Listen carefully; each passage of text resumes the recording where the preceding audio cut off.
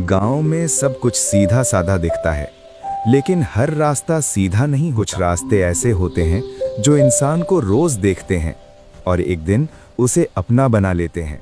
रघु की उम्र करीब 40 साल। पेशा था सब्जी बेचना।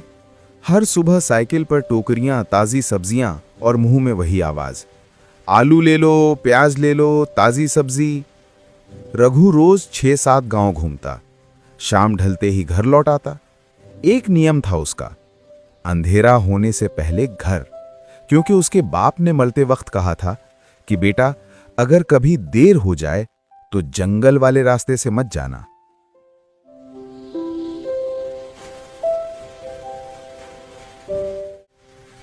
अरे भैया रुको। हाँ दीदी, क्या हुआ? रघु भैया, आज तो बहुत देर कर दी। अरे नहीं बहन, आज आखिरी गांव भी जाना है।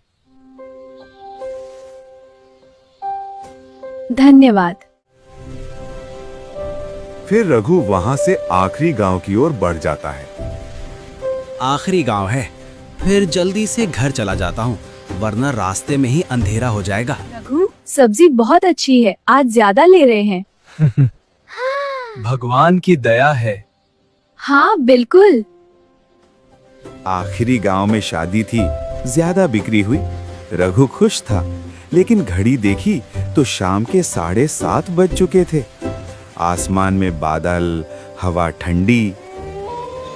रघु मन ही मन बुदबुदा पाए, कितना अंधेरा है, रास्ता भी अच्छे से दिख नहीं रहा है। हे राम, जल्दी से घर पहुंच जाऊं, वरना घर वाले भी परेशान होंगे। जंगल में घुसते ही हवा तेज, पत्तों की सरसराहट, अजीब सी ठंड। साइकिल अपने आप भारी लगने लगी।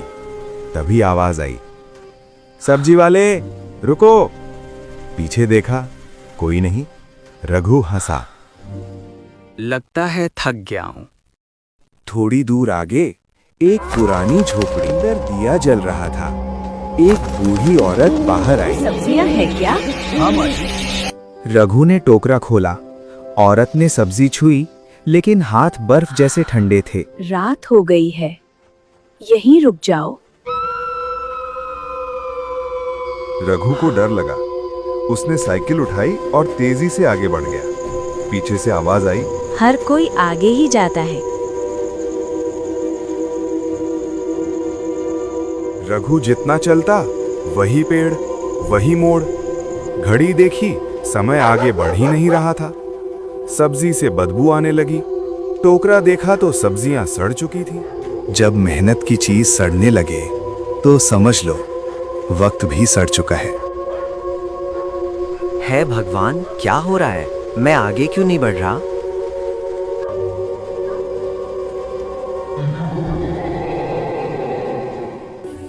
अचानक एक गांव दिखा। घर, लोग, चूल्हे जलते हुए। रघु खुश हो गया, लेकिन सब लोग उसे घूर रहे थे। एक आदमी बोला, तू बहुत देर से आ रहा है। रघु पूछता है, आप लोग डीजे यहीं रहते हो? एक आदमी बोलता है, हाँ, हम लोग यहीं रह गए हैं।